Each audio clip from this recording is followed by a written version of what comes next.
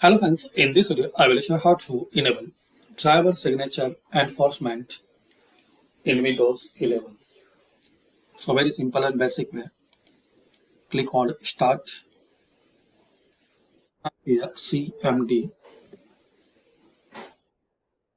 or click on Command Prompt, run as administrator.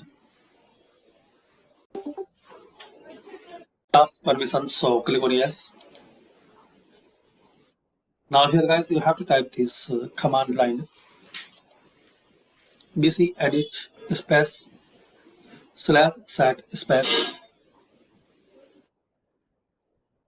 testing on, then press enter.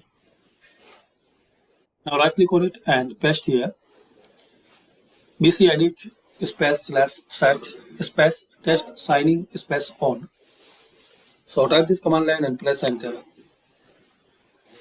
Now close and restart your system. I have an error. So close and restart your system. Hopefully this method will work.